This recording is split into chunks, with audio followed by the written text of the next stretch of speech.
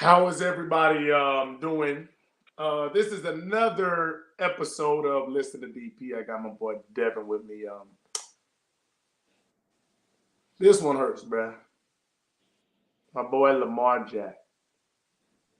I put all my eggs in one basket. I needed Lamar. I needed Lamar to do it for the culture, man. It just felt right. It felt like this was the year. I thought he was going to get over the hump. He ran into Patrick Mahomes, who we talked about on another segment, and Patrick and them came out firing. They did their thing, but it wasn't what the Chiefs did on offense because they only got 17 for the game. For the whole game. Yep. It was the lack of confidence in some of the throws. Yeah. It was the lack of pulling the ball down to run. And let me tell you what happened to Lamar. It's the exact same thing that happened to Michael Vick, that Michael Vick mentioned. And if you know where Michael Vick's story, you already know where I'm going. He started hearing the outside noise. You're a running back. You're a running back. Yep. So guess what he wanted to do? He wants to sit in the pocket and throw the ball. You know who looked like Lamar Jackson today? Patrick Mahomes. Oh, I thought you meant Brock. No, Brock Purdy. Both of them were willing to pull down the ball and make plays with their feet because they're not worried about being called a running back. Lamar Jackson now is tied for the worst record for a starting quarterback in playoff history. He's 2-4. It sucks to see because you know there's a guy that can get it done. It's not that he doesn't have the skill set. It's not that you can't win with a running quarterback because you can. Because you can, if you can be the third winningest quarterback in football since 1980, it's Patrick Mahomes, Tom Brady, then Lamar. Yeah, you can win. The playoffs don't come down to anything other than nerves and making a play when it counts. If you can't win with a Super Bowl with a running quarterback, you're not able to win 70+% of your games with that same guy. True.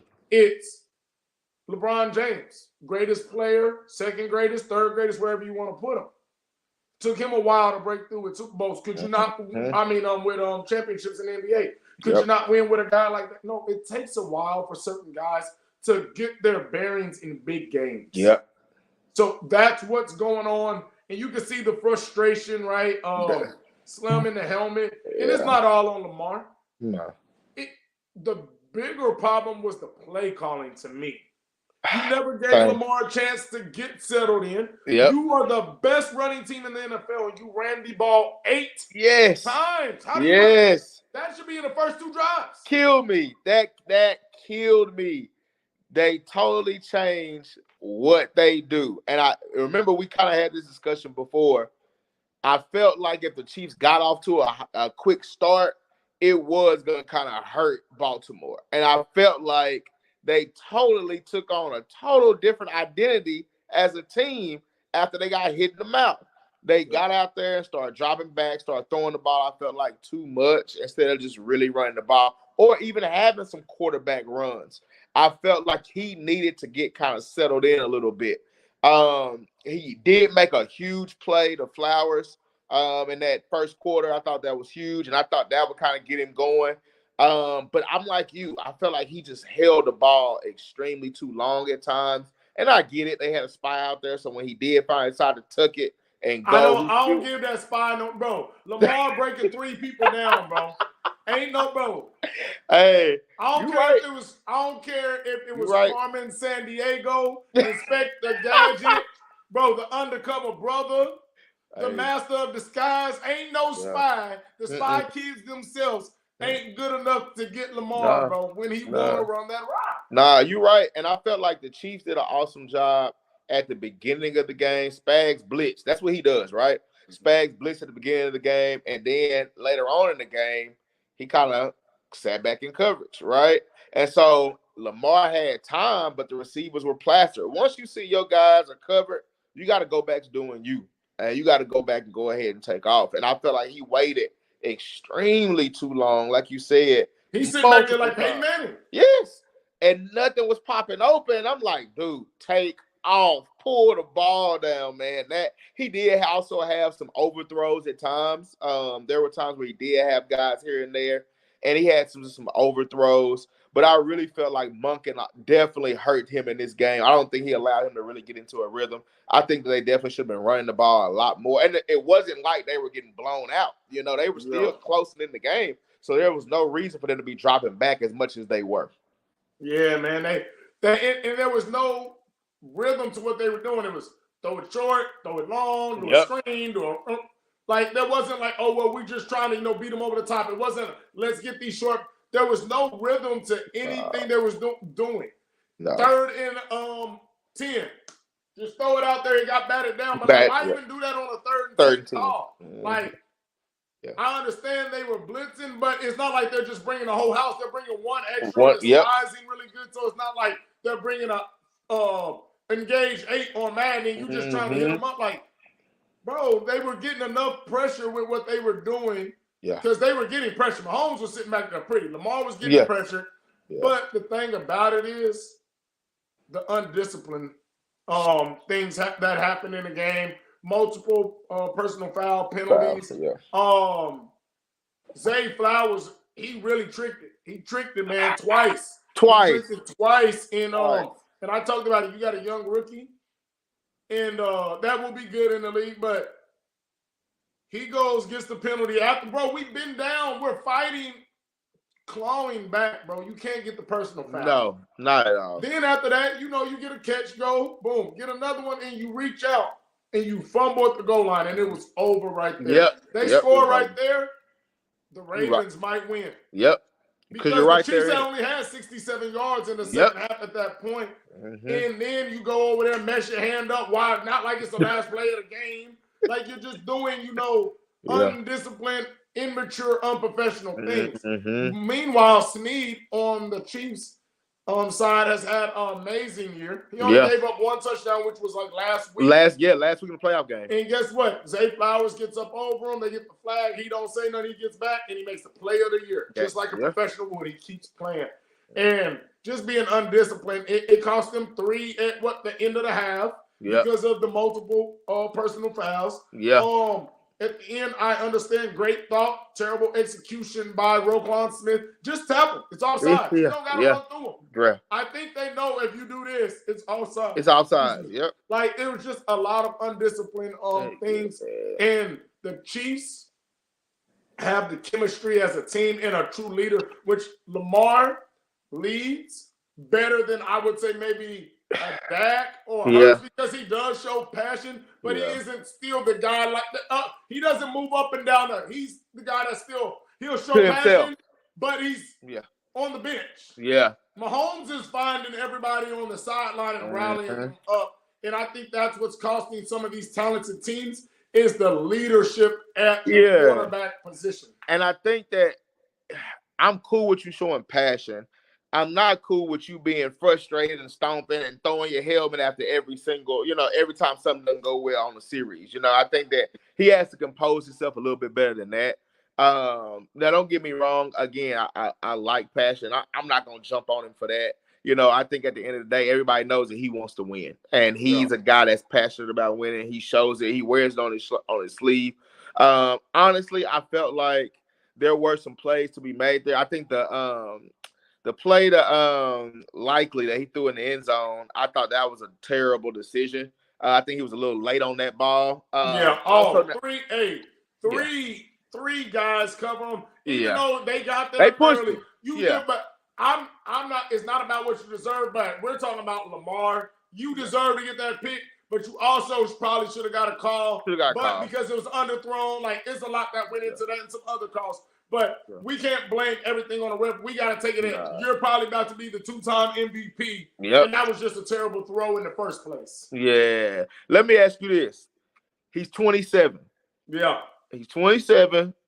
Does this put a stain? We're all about legacy building, right, at a young age. Yeah. Do you feel like right now that this puts a stain on him? Do you feel like, he's going to bounce right back? How do you feel right now? No, he's going to bounce back because think about it. He's been one of the most hated on quarterbacks since forever, and he's always performed. But no, this is a big stain on his legacy. And And he already had a stain on it because he was 1-3. He was He got a 1-3. stain on it because he's the quarterback with the Braves. He has a stain on it because he'll go back and cuss somebody out in the on X or Twitter. Yeah. But for this in a game, if they lose 24, 27 to 33, if he loses a Jared Goff type of game where the coach kind of really sets you back, tricked it off, stuff like that, different.